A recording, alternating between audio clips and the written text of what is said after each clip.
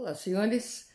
Continuando o tema dos efeitos do casamento, nós examinamos na aula anterior, dentro do artigo 1566, os direitos e deveres dos cônjuges. E deixei apenas um deles para nós examinarmos em conjunto. Antes de tratar desse último efeito do casamento, dentro desses direitos e deveres matrimoniais, gostaria de ainda falar de alguns outros efeitos do casamento. Primeiro é a alteração do estado civil dos cônjuges, claro, porque passam a se tornar casados. Lembrando aos senhores que quem pode casar são solteiros, divorciados e viúvos ou viúvas, entenderam? Não cabe casamento de pessoas casadas, casamento de pessoas que vivem em união estável é permitido, mas a união estável em si, por si, não é um estado civil. Como já explicado anteriormente, a união estável, ela apenas só é possível para as pessoas desimpedidas para o casamento. Portanto, é um dos requisitos da união estável, inclusive, que ela possa ser convertida em casamento. Para tanto, a pessoa tem que ser solteira, divorciada ou viúva. Feitos esses esclarecimentos, a alteração do estado civil dos cônjuges é um dos efeitos do casamento, sim, assim como o estabelecimento desse vínculo de afinidade, que é o que se espera sempre dentro do casamento, um vínculo de afinidade, aliás, não precisa ser só no casamento, nas nossas relações afetivas é o que a gente aguarda, né? Existe uma presunção de filiação, presumem-se do marido todos os filhos existentes na constância do casamento, conforme preleção no artigo 1597, que será estudado quando examinarmos a questão da filiação. Tem um assunto que sempre vira confusão. Pode adotar o nome, o sobrenome do outro cônjuge? Pode adotar. Tanto o marido pode adotar da esposa, como o que é mais tradicional no Brasil, a esposa adotar do marido. Isso é vantajoso? Senhores, o nome faz parte integrante da sua personalidade, entra nos chamados direitos da personalidade.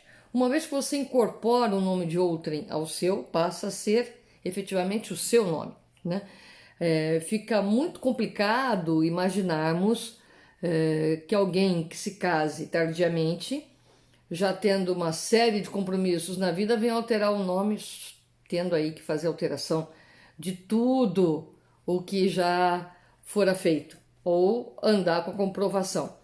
É uma coisa mais complicada?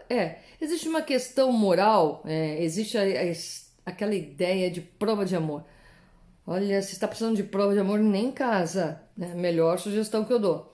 Mas prova de amor não é usar o sobrenome de ninguém, então que use o do outro também, e pronto, deu empate, né? Então, isso não é prova de amor, isso pode vir e ser aceito como um costume.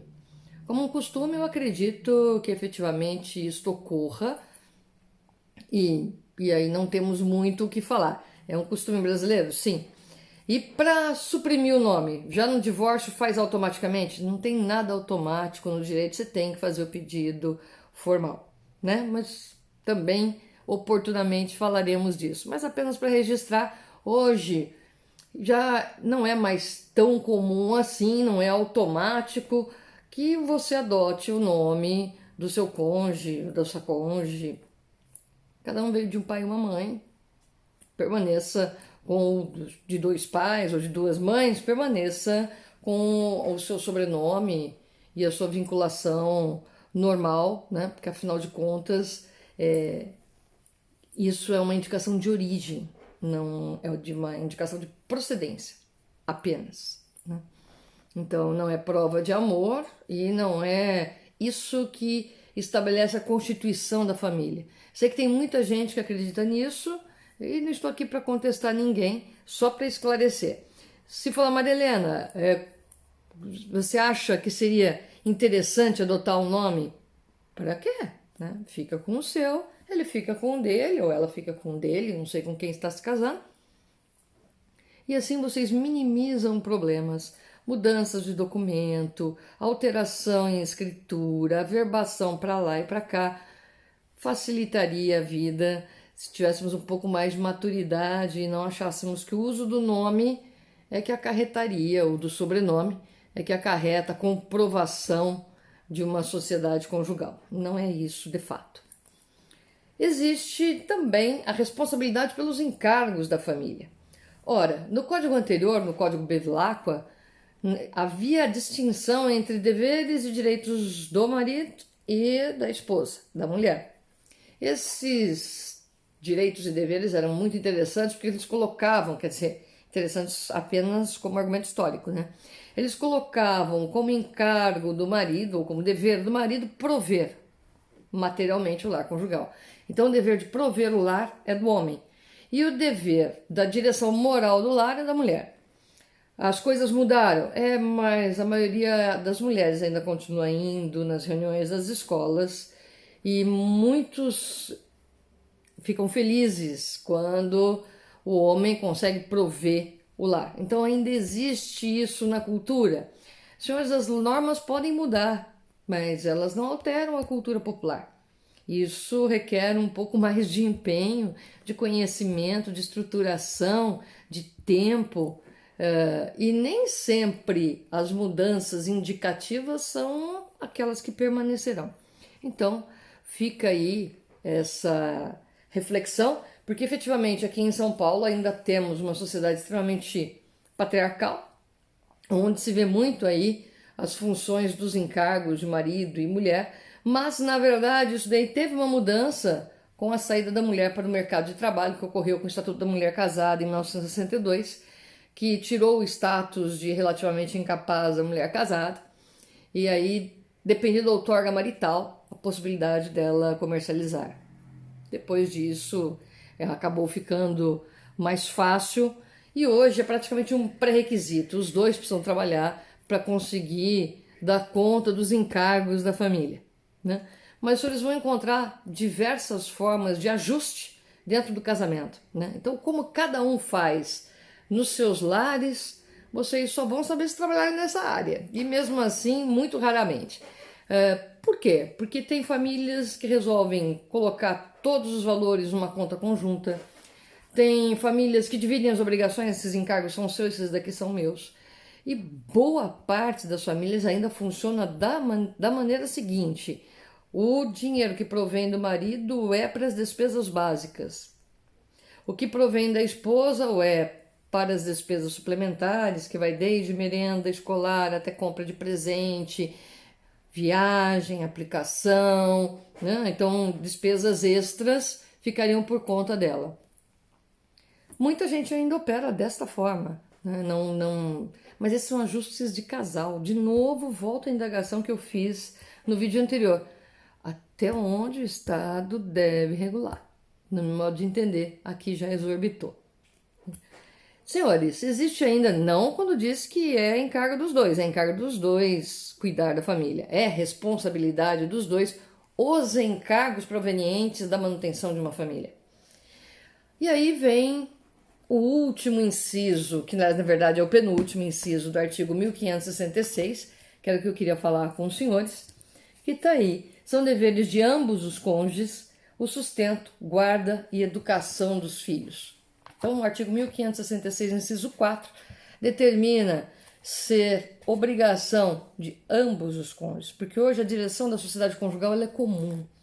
É comum àqueles que estão casados, então não há mais uma primazia, não tem o chefe de família, e mesmo com o Estatuto da Mulher Casada, a mulher virou colaboradora, então, mas você ainda tinha uma figura que determinava. Hoje você não tem mais, existe um trabalho colaborativo de ambos e existem responsabilidades de ambos. E o dever guarda e educação, sustento guarda e educação de filhos é um deles. Então, isso daí é uma garantia e um dever imposto pelo artigo 1566, previsto no artigo 227 da Constituição, e estabelecido no ECA também, no artigo 4º do ECA, que impõe à família o dever de guarda, educação e sustento dos filhos. Entendam, essa é uma obrigação dos pais da condição de pais, não de casados. O ECA deixa isso mais claro, né? Então isso daí não é uma decorrência do casamento, é uma decorrência de você ter filhos. Se você teve filhos, passa a ser sua obrigação prover esse filho. É essa a questão. Então, por quê? Porque ambos exercem o chamado poder familiar, que estudaremos. A responsabilidade não importa com quem detém a guarda. A responsabilidade de sustento, ela é individual. É dele e dela. É do genitor, da genitora, do pai e da mãe. São eles que vão responder. Ah, um não tem condições, o outro se desonera. Não, ele pode até arcar com aquilo, mas a responsabilidade do outro que não está cumprindo pode ser exigível, sim. E não se esqueçam que a prescrição não corre durante a menoridade, a incapacidade. Portanto, adquirindo a maioridade, esse filho pode pleitear. Sim, e tem todo o direito de pleitear a responsabilidade daquele que o abandonou. E isso é abandono material previsto no artigo 244 do Código Penal. Então, cuidado, porque a responsabilidade ela é divisível, sim, mas a obrigação de cada um deles é contribuir. Contribuir como? Meio a meio? É proporcional, senhores. Proporcional também às condições em que cada um vive, né? Então, não é crível você exigir meio a meio na proporção de sustento, sendo que um ganha 10 mil e o outro ganha 2. Né? E qual a despesa da criança? 4 mil. O que ganha 2, azar dele. Isso daí não existe. É para isso que a gente tem outras ferramentas dentro do direito que nos permitem equalizar as situações que muitas vezes se mostram já de início desemparelhadas, né? Para se dizer o mínimo. Bom, aqui fica a preocupação. Bom, sustento tem a ver com alimentos. Guarda é uma outra discussão que acontece muito quando se fala aí em divórcio. Então, briga-se por alimentos, que é a parte de sustento, briga-se por guarda. E a educação dos filhos? Bom, aqui vem um probleminha básico, porque tanto sustento como guarda, a guarda é dos pais. O sustento também é do Estado. Para isso você tem as cestas básicas criadas, né?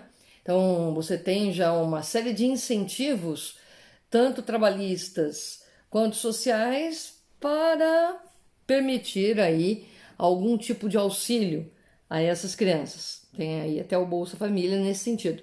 O que você, então, espera no quesito educação? Até onde vai a responsabilidade dos pais, enquanto pais, no quesito educação? Vai até o momento em que essas crianças completam a maioridade? E do Estado? Ora, os senhores sabem muito bem que a educação fundamental fica por conta dos municípios. Só que os municípios também arcam com as creches. E aí, no que diz respeito aos Estados-membros, aos entes federados, nós temos os estados responsabilizando-se pela educação no ensino médio. Portanto, o ensino superior ficaria a cargo da União. E aí vem a pergunta se seria uma universidade federal por estado, como é que seria essa distribuição, se isso é obrigatório ou não. Nós temos países do mundo em que o ensino superior ele não é uma obrigação, ele é uma faculdade. Tanto que, usando como exemplo os Estados Unidos mesmo, né? Lá o college é o grande momento da despedida, do baile e tudo mais, porque nem todos vão para a faculdade, nem todos vão para a universidade, e certamente não nos mesmos espaços. Então é a chamada grande despedida. Um vai voltar para o armazém do pai ajudar, o outro vai trabalhar com alguma coisa, o outro vai tentar a sorte, o outro vai tentar uma bolsa, o outro virou atleta exatamente para conseguir a bolsa e ter acesso ao ensino. Então aí você tem, é claro que a gente está falando de um país extremamente privatista. Em outros países você tem ensino concedido, em outros países você tem um ensino regulado, né? Em alguns países do mundo você não escolhe o que você quer ser.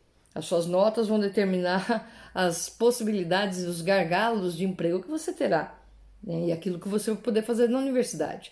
Então não é bem aquela liberdade que a gente tem aqui. Então, mas mesmo assim, aqui, independentemente dessa discussão, que essa é uma discussão muito mais para o direito público do que para nós em direito de família, para nós em direito de família, fato é que muitas pessoas chegam aos 18 anos, os 18 anos hoje é a data que marca o ingresso da maioridade, portanto o advento da maioridade civil se dá aos 18, e aos 18 as pessoas estão prestando o vestibular. Muitos vão conseguir passar porque reprovaram em suas séries mais adiante, ou porque pararam, ou porque tiveram qualquer problema. Então tem 18 e ainda não acabou o ensino médio. Então, o que fazer com essas pessoas? Até que limite vai esse dever de educação? Esse dever de educação vai até inserção ao trabalho. E aqui fica uma ponderação que eu faço com muita tristeza, né? Nós temos alguns autores e doutrinadores que colocam o seguinte: não, a obrigação do pai com o sustento do filho e a educação dele nos moldes do artigo 1566 vai enquanto perdurar o poder familiar. Ora, o poder familiar acaba quando adquire-se a maioridade. Portanto, com base neste artigo e nesse inciso, cessa o dever alimentar desse pai ou dessa mãe. Estamos entendidos? E isso é unânime. Na verdade, o fundamento vai mudar. Não que vai ficar ao desamparo, porque existe a necessidade de não estar inserido no mercado de trabalho. O que eu acho triste é que muita gente que está no mercado de trabalho precisaria de alimentos, talvez não faça jus mais a esses alimentos, porque não estão estudando. Simples assim. Então, a pessoa que tira o café para mim, no café que eu gosto de ir, tem os seus 19, 20 anos, não está estudando, está lá tirando café para permitir complementar a renda na casa da mãe. Quem sabe ele volta a estudar, ele parou no ensino médio e ele já perdeu o direito a alimentos. E se ele conseguir daqui 2 anos o ingresso na faculdade, ele pode pedir? Mas vai ter que pedir os alimentos sob outro fundamento. Então, quem pontua muito nesse sentido é o Carlos Roberto Gonçalves, que os senhores gostam de ler, que deixa muito claro que ao adquirir a maioridade cessa o dever e a responsabilidade pelo sustento, guarda e educação dos filhos, porque não faria sentido, segundo ele, extinguir com a guarda, em relação à guarda, e os outros 2 permanecerem. Sustento e guarda cessam. A questão é a educação. Por isso que mesmo quando averiguarmos alimentos, verificaremos que lá não é só o fundamento que muda, muda o valor da prestação também, porque ela não deve mais abranger a mesma coisa que abrangeria aqui. Numa situação regular, pode a mãe exigir que o pai deposite? Não, numa situação regular, os pais têm que gerir o que é melhor para os filhos. É isso que deve favorecer e vigorar sempre, né? Então, o que é melhor para os filhos agora? Isso que os pais têm que decidir. E o que eles decidirem ficará valendo. O que não pode, eu reforço isso, é esquecer, porque se divorciou, esquece do filho, ou acha que o filho é só de um, o outro, quando puder, contribui. Aquele lá está se virando bem, não preciso ajudar. Se é meu filho ou minha filha, eu tenho a obrigação de ajudar.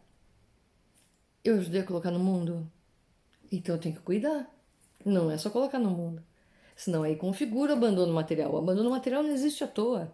O direito de família, se vocês não respeitarem, vocês caem na aula de direito penal rapidinho. Esse direito aqui é para ser respeitado. É o mínimo de convivência que se exige e que se permite, que se admite, né? Um pai cuidar do seu filho é a sua obrigação. Mas a gente teria que falar isso?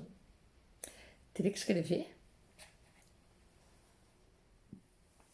Para mim, o pior é ter que falar e ter que escrever isso daí, deixar isso muito claro na lei.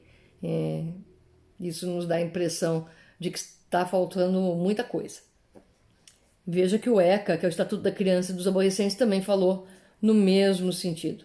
Portanto, ambos, os pais, pai e mãe, mãe e mãe, estão sujeitos à prática de delito de abandono material, se não arcarem com o que é necessário para o sustento dos filhos, uma vez que a responsabilidade é individual. Ok?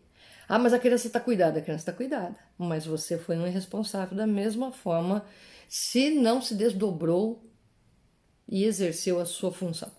O que se cobra aqui é a sua desídia se não agiu com responsabilidade. Simples assim. Encerramos, portanto, a parte da eficácia do casamento. Logo mais entraremos nos regimes patrimoniais. Até mais, senhores. Cuidem-se. Beijinhos virtuais a todos.